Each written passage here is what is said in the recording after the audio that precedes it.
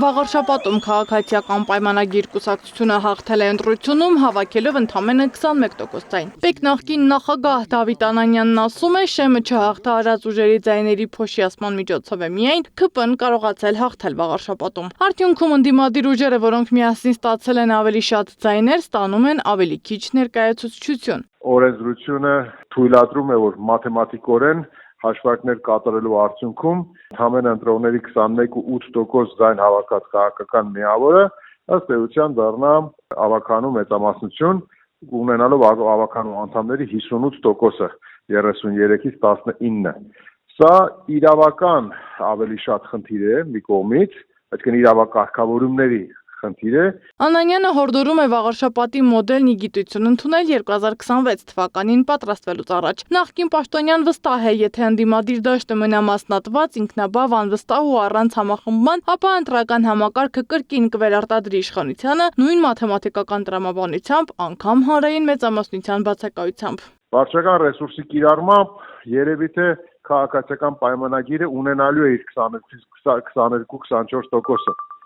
Տեսեք, ըստ էության այս ընտրություններում ֆիքսվում է այն, ինչ որ կանխատեսվում էր ոչ վաղ անցյալում 26 թվականի համապետական ընտրությունների առումով։ Հետևաբար կարելի ասել պատմությունը կրկնվելու է, բայց որպեսզի չունենանք այն, ինչ որ ունենք հիմա Վաղարշապատի ընտրությունների արդյունքում, մի դեղատոմս կա դրան, համընդհանուր համախմբվածություն, համենայն դեպս մաքսիմում համախմբվածություն 3-4 հենասյուների ներքո։ 2026 թվականին համախմբված ներկայանալը դեղատոմսերից մեկն է համարում նաև քաղաքագետ Արա Պողոսյանը, բայց Պողոսյանը քիչ հավանական է համարում համախմբված ընդդիմություն տեսնելը։ Համապետական ընտրություններում ընդդիմադիր ուժերը փորձեն համախմբվել, դրա հավանականությունն էլ շատ քիչ է, հաշվի առնելով նրանց տարբերությունները, նրանց միջև ձևավորված հակընդդեմ հայացքները, միմյանց նկատմամբ մեղադրանքները եւ այլն։ Եթե սա ամեն ինչը հաշվի առնենք, այս պարագայում էլ ես կարծում եմ չափազանց քիչ է հավանականությունը, որ միասնական ընդդիմադիր ճակատ կարող է լինել համապետական ընտրություններում։ Միաժամանակ քաղաքագետը հորդորում է շեշտը դնել խարիզմատիկ թեկնածուների վրա, որոնք կարողանան աշխատել քաղաքացիների հետ։ Ցուցակների առաջին համարների կարևորության մասին խոսում է նաև Դավիթ Անանյանը, հիշեցնելով մեր քաղաքացիներն ընտրում են ոչ թե քաղաքական ուժերին, այլ անհատներին։ Լավագույն օրինակը Գյումրին է։ Այնտեղ կային եւ խարիզմատիկ լիդերներ, եւ նաեւ այնպիսի լիդերներ, որոնք կարողացան փոխել։ Ես կարծում եմ, որ նաև Վաղարշապատի ընտրություններում ընդդիմությունը ներկայացված չէր առաջի համարներով, առաջի խաղացողներով։ Համենայն դեպս ընդդիմադիր 6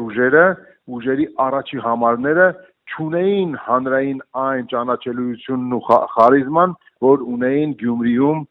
ներկայացված քաղաքական ուժերի առաջին համարները։ Ըստ քաղաքագետի անհրաժեշտ էր նաև հաշվի առնել տարածաշրջանային առանձնահատկությունները, բնակիչների մտահոգությունները, էմոցիաները։ Գյումրիում ու Վաղարշապատում սրանք տարբեր են, բայց ամենակարևորը Պողոսյանն ասում է, Գյումրիում քաղաքական տարրներ գերակշռում, էջմիածնում սոցիալական խնդիրները։ Ընդհանրապես համապետական ընտրությունների եւ ռեգիոնալ ընտրությունների միջև բավականին մեծ տարբերություն կա։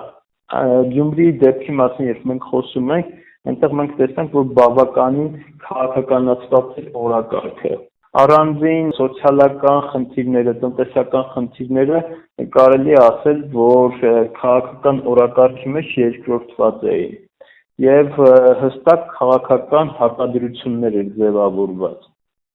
Այս պարագայում այդ հստակ քաղաքական հակադրությունները կարծեք թե ձևավորված չէր։ Թեպետ 2026 թվականին Էջմիածնի սցենարը չկրկնվելու համար մասնագետները հորդորում են ընդդիմությանը համախմբվել, գիտեն նաև քաղաքական ուժերի միջև եղած տարաձայնությունների ու ամբիցիաների մասին, բայց ասում են, եթե ունեն ազնիվ նպատակներ, պիտի մի կողմ դնեն դրանք ու գործեն իշահ Հայաստանի Հանրապետության։ Սեդամ Ակաջյան, Գեղամ Ղազարյան, ABC Media։